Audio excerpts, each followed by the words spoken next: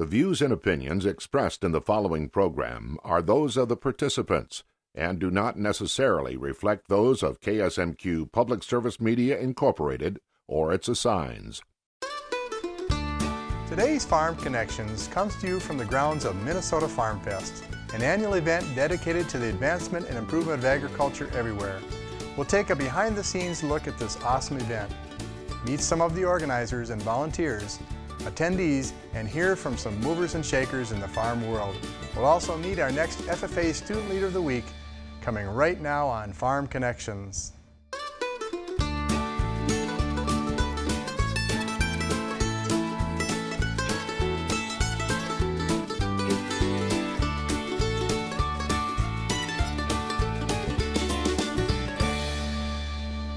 Farm Connections on KSMQ, sponsored in part by the Cedars of Austin, a senior living community. We even have a retired farmers club.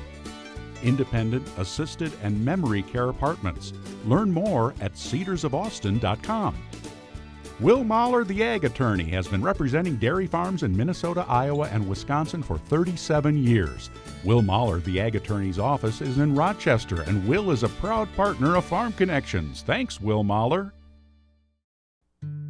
Welcome to Minnesota Farmfest, an annual event that attracts people interested in agriculture from all across the country.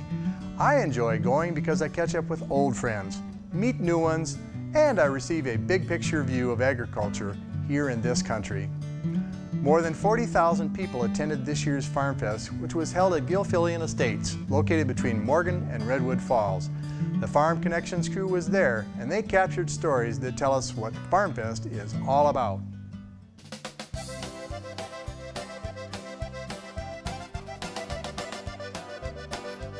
My personal favorite is talking with all the farmers from across the state.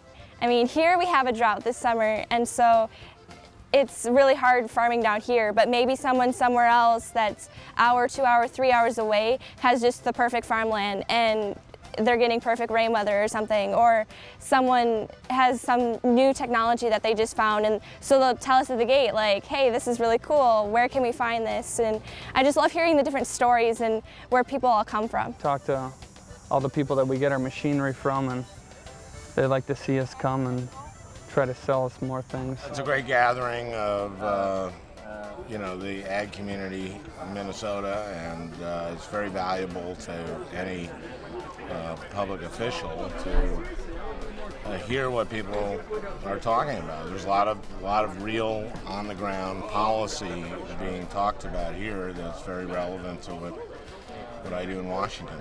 And my job in Washington is to represent Minnesota farmers and Minnesota ag community, so it helps me do my job. It's very important. The weather's good, the people are friendly, and you can learn something going to these farm shows. If you really are interested and want to learn something, you can learn something. I've been coming to Farmfest for since I was born, I think.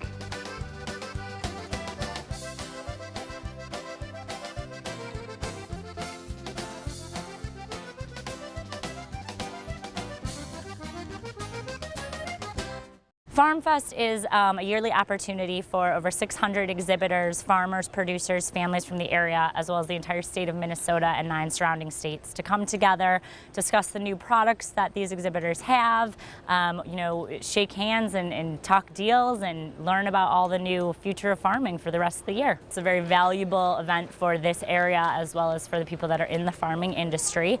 One of our biggest goals for the future and for this event in particular is to introduce our Idea Ag Interconnectivity.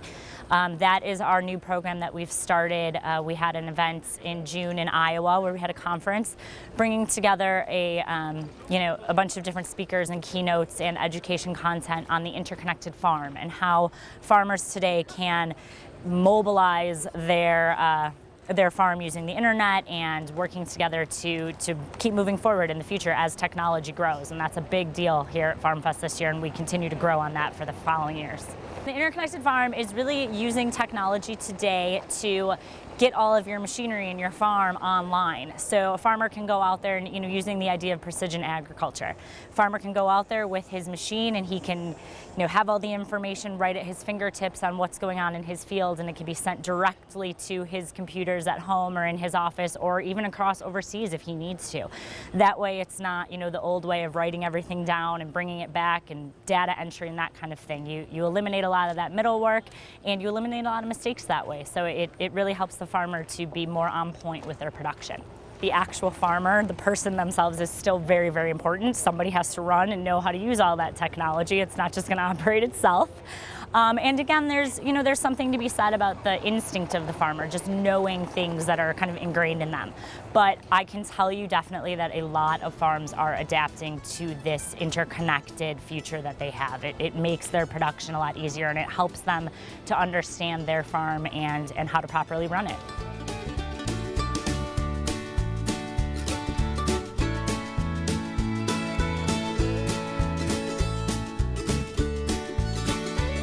Yeah, Farmfest has grown. I think the grounds are about the same size, but there seems to be more people here. Every year a little bit more people come, depending on the weather. Sometimes when it's really hot, it's kind of hard for people to sit out. Being the first part of August is usually very, very hot.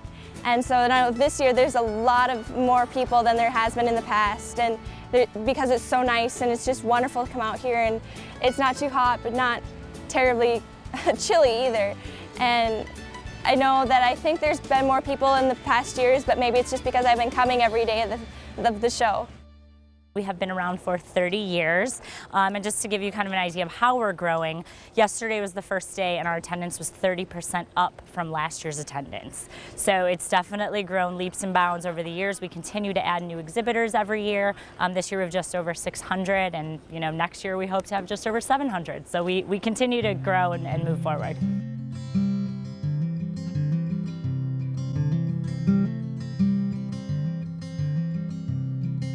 Setup for this event takes about a week. So we start setup roughly a week prior to the start of the event, and it takes about a week to break it down as well. In addition to that, there's about a year's worth of marketing that takes place to make sure that the dates and the information and schedules and anyone who's going to be on a panel is going to get out to the public, so the folks in the neighborhood know that, we want to come on this day because we'd like to see this person.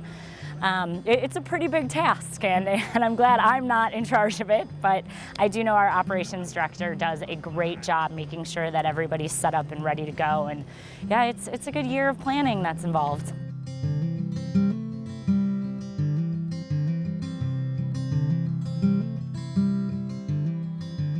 My wife does craft fairs, and we went online and found that there was a craft show at the Farmfest here. So that's how we got started. She does real well. The first couple of years it was a little slow, but once after we got established and people knew we were here, she gets people come back every year, say, well, I need a shirt because my son grew out of it or my daughter grew out of it, or we passed it down. We're doing well. We took a lot of orders, sold some tractors. As far as I'm concerned, we did.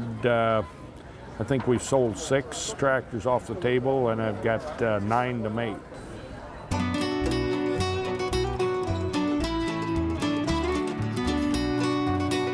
When we first started the Farm Bureau Pork Chop stand, we actually had a very small tent. We sat around on hay bales and covered in blankets.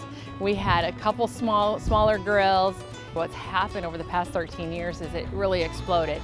We had a young farmer who knew a really good recipe for a way to prepare the pork chops. It became kind of one of the very favorites here at Farmfest. We started, I think the first couple years, we maybe had 1,500 to 2,000 pork chops we grill. Now we grill over 6,000 pork chops, or approximately 6,000 pork chops during the show. We've had the same grilling team for probably the last 8 years. And I tell you what, they know exactly how to prepare that pork chop. We baste them in good old butter. And we have a special seasoning, which we don't tell anybody. We do order it in, prepared out of state. And that's kind of our secret. And we don't give that out. We will sell it occasionally if somebody really, really wants it. But that's our key and that's our secret.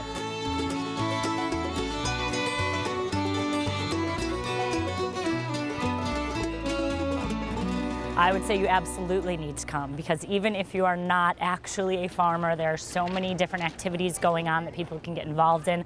Lots of things for the kids. We have a lifestyle and craft tent, so for the ladies whose husbands may be farmers and they're out, looking at big tractors and whatnot, they have a whole tent that's devoted strictly to things that they might be interested in. The conversations are going on in the forum tent are very, very interesting, and we also have some entertainment. So there's a lot of different things to do, and it's not just about farming.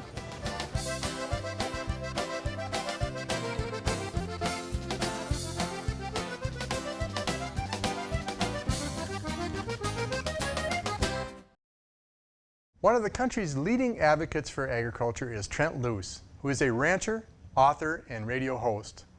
I appreciate Trent because he's able to identify the essence of what farming is all about and communicate that to others in simple terms. Nowadays, this talent is more important than ever. Let's listen to a portion of Trent's presentation at FarmFest. We do have 150 beef cows. We've got 40 sows. We've got 20 meat goats and 40 horses. So we're just about as close to Old McDonald's farm as you can actually get. But the meat goats have provided some interesting opportunities for me, because one of the first lessons that I had to learn in communicating the virtues of modern agriculture was to speak in a language that non-farm folks can grasp. And we, quite frankly, suck at that, to be honest. And I had to learn that the hard way. We tend to kid goats in December for whatever reason, just because it doesn't go well in the cold, so we try to see how well we can do.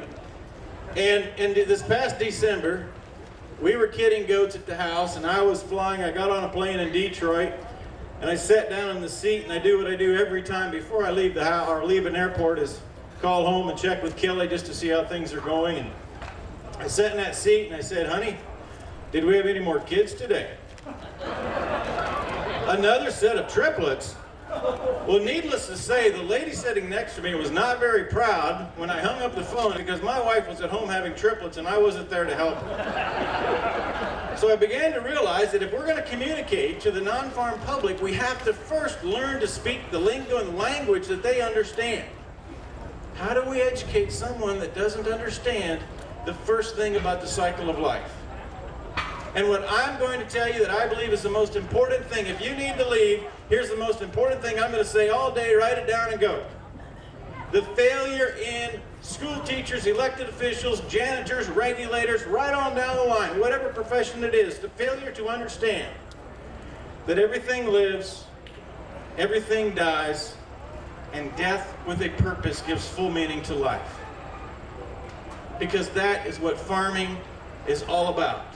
We manage the life, and in turn we respectfully harvest the plant or the animal, because we take that and improve another living thing.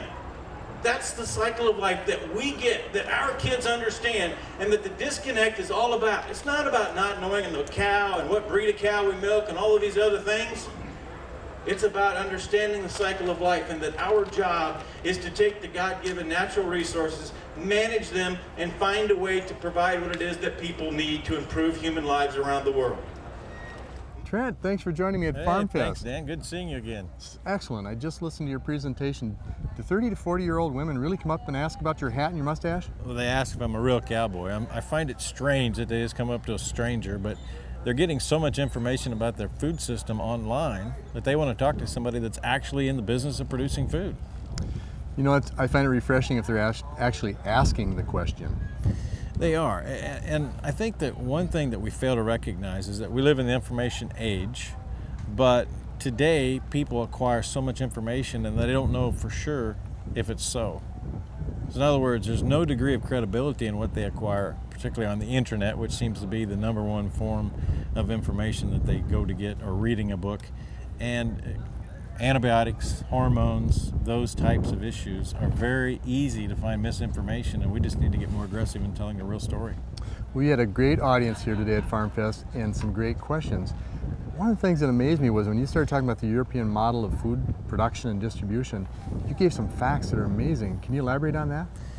I will elaborate on that. In 1997, 20% of the food consumed in the EU was imported into those 27 countries. Today, over half, 54% of all food consumed in the European Union is imported, and their cost of food has increased by 33% per capita.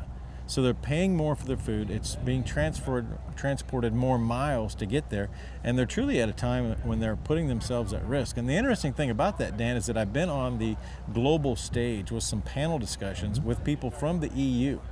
And in the panel discussion, when they have the eyes of the world watching them, they follow through on the rhetoric of the food policy that the EU has followed, which is the rejection of science and technology that we implement here in the United States. And every single time when the debate is over, they'll meet me backstage and they'll say, man, we need you in the EU because we have a bunch of messed up leaders. And I say, well, you just had the opportunity to correct it and you didn't say a thing. But they're all afraid to go against what public policy is. And again, they've allowed the majority to drive their food policy, and it's a path of starvation. Starvation is not appealing to me, but you also talked about doing something different than the European model. Can you elaborate on what that would be so we don't follow down the same path? Well, something different is, again, I referenced the European model as rejected science and technology. Basically, they have gone to the public and they have said, this sow is in a gestation stall, is that acceptable to you? And if the public said no, without understanding any of the basis, just looking at a picture, then they rejected it. They go to the public and they say, is genetically modified corn a good thing? And if the public says no, then they reject it. We're here in the United States. We've gone to work to develop hybrids. We've gone to work to develop corn varieties that have the ability to withstand drought. And I think that, again, we're in a year where we're going to see that with limited rainfall. And I believe we'll have a bigger corn crop than we think we will, because of the adaptation of science and technology, because we have found these varieties that can wait for the right day to get the right amount of minimal precipitation to make a crop. The adaptation of science and technology is the path of feeding 9.3 billion people on the planet. When I was with Maro, Minnesota Ag Rural Leadership in South Africa, there was a leader of a school, a female leader, that said nearly the same. When they asked this question, do you believe in biotechnology and crops? And she said, we have BT corn out here, biologically developed corn. If we don't use those products and use technology, we're going to starve. We need it for food. When you talked about farrowing crates and gestation crates, the opposite of that, an image came to mind of a sow farrowing in the grove in a wallow or a nest with a downpour coming and the litter drowning in the rain. Can you elaborate on the differences between those two systems? I actually have 40 sows at my house. And those 40 sows are in yesteryear's romanced environment, not because I think it's ideal, but because it's what we have made work in our system. And there are many days when I'll be mixing groups of sows, 4 from here, and putting 12 to 16 in a group, and the fights are horrific. And I think I should grab the camera and show people what sows are really like when they're fighting and when they're not an individual animal housed unit to protect themselves from another sow. But I think if I do that, I play into the hands of the people that want us to plant negative images because we don't understand life. We treat all of our pets like they're part of our family because we don't understand the difference between food animals and our own kids as it leads in our relationship with pets. And so if we show what that sow would be like and there was that litter drowning, I truly believe we play into the hands of individuals that want to eliminate animal agriculture as a tool of improving lives around the world through the consumption of milk, meat, and eggs. And so I've not done that because I don't want to pit one segment against the other. I want to remind people why it is that we have animals, to improve the planet and to improve human health, because there's really no amount of time I can spend to educate how we take care of the animals. You also mentioned drought and or lack of rainfall. You come from a different part of the country. What's happening where you're from? Drought like I've not seen. We've moved beyond discussion about the serious drought of 1988. We're now rivaling the drought of 1954. And the truth of the matter is that if you look at the history of the Great Plains, and the Dust Bowl era is in history books around the world, we've had less rainfall in the Great Plains of America in the past 5 years than we had during the period of the 30s. And now we've got shortages of crops, we've got shortages of grass for cow-calf production, but the truth of the matter is we are still producing more food from that area with less rainfall than we had in the dirty 30s. And that's because of the innovation and the science and the technology that we're talking about in producing more with fewer acres. In your case, when you say Great Plains, you're meaning your home near Colorado? from the Rocky Mountains in Colorado all the way up to Montana, over to, let's say, the Missouri River. Thank you, Trent. From Canada to Texas. When I think about shortages of feed, meaning hay, energy sources like corn, protein sources like soybeans, and you being short of feed, what's the natural thing for a cowboy or rancher or owner of livestock, breeding stock to do? Pull back the breeding herd. My friends, not North Dakota. North Dakota's got a good rainfall this year and plentiful supplies of grass. But from mid-South Dakota all the way to Texas, my friends in the past 2 years have liquidated cows. We already had a record low cow breeding herd, and I couldn't begin to tell you all of the guys I know that have sold half of their cows this year. It's to the point where I'm concerned about the infrastructure of the beef industry in the United States. Exactly. Not only is it that farm family that relies on the beef for income, it's a veterinarian, it's the local high school, it's the local elementary, it's the grocery store, all the people that rely on those people to come in and do shopping.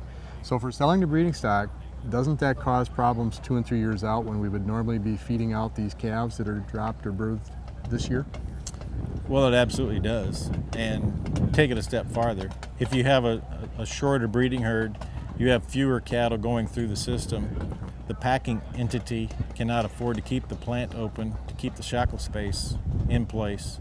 And when you take the cow breeding herd from 35 million, which we had a few years ago, down to 25 million, you begin shutting down processing capacity and eliminating the infrastructure that it's going to be tough to ever get back. Truckers, both in and out, into the harvesting plant and then the finished product out. How about all the employees that work in the harvesting industry? It's estimated that 16% of the United States population works in the food infrastructure. Wow. So we talk about only 2%, which is a flawed number. Only 2% are involved in farming or ranching. The truth of the matter is 76,000 farm families produce 80% of the food in this country, but we have 16% of the total population involved in the food system and the infrastructure from farm to fork. Trent, it's always really amazing to talk to you. Something I value is you travel. You've traveled to Australia, you talked about what's happening there. Can you elaborate on what you told the audience about the difference in importing and exporting beef in the United States?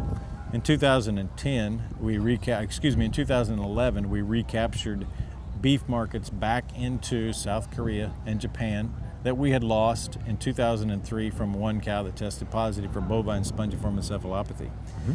We were the #1 beef exporter in the world until that cow happened. In 2011, we regained that title from Australia. But in 2012, Australia has once again become the #1 beef exporter in the world, not because they took back those Asian markets, but because they are importing so much beef to the United States. Because we rejected a science and technology called fine textured lean beef that has eliminated the production of about 1.8 million head of cattle in the United States, which has forced us to become more like our European counterparts that we don't want to be like, and turning to imported food. And domestic food production is a means of national security. We have the resources. Let's maintain the infrastructure to produce the food, fiber, pharmaceuticals, and fuel that we need from right here at home in the US of A. Well, Trent, well said. When you visit about that, I think of a lot of industries, auto industry in particular, that have followed that path and it hasn't worked so well. 87% of all textiles are made in China. That's a place we don't want to be with food. I would just as soon have that domestic food supply. Absolutely. Thanks for being part of it. My pleasure, Dan. Great seeing you. Now let's meet a young person dedicated to telling the story of agriculture to a whole new generation. This week's FFA Student Leader of the Week. Hi, I'm Chelsea Vilchis from the Hutchinson area, Hutchinson FFA Chapter. I served as the 2011-2012 Minnesota State FFA Reporter. I'm going to be a sophomore at the University of Minnesota, Twin Cities, studying agricultural education. I'm on the teaching track, so my goal is to become an agricultural educator. Agriculture is important because it feeds our planet. It is the driving force behind everything in the United States of America and on our planet. We couldn't be clothed, we couldn't eat without agriculture, and I see the necessity for agriculture and the advancement of it. In addition to that, for me personally, my passion for agriculture is within the horse racing industry. something that my family's been involved in for several years, and that I've really seen where I can be involved in agriculture, actively involved, and still love all of agriculture itself. I would not be the person that I am today without FFA, and I know that it's changed my life, and I look forward to every day when I meet with students, seeing the change and the growth in them. That's one of the most exciting things for me, which is part of the reason I want to be an agricultural educator. So FFA is vital to our students, and it is very important to them. I'm glad you joined us on our visit to Minnesota Farmfest. It's a fun educational event aimed at making everyone more informed about agriculture. Perhaps you'll consider attending next year's Farmfest or any other farm events in your region so you can make your own farm connections. Farm Connections on KSMQ, sponsored in part by the Cedars of Austin, a senior living community. We even have a retired farmers club. Independent, assisted, and memory care apartments. Learn more at cedarsofaustin.com. Will Mahler, the ag attorney, has been representing dairy farms in Minnesota, Iowa, and Wisconsin for 37 years. Will Mahler, the ag attorney's office is in Rochester, and Will is a proud partner of Farm Connections. Thanks, Will Mahler.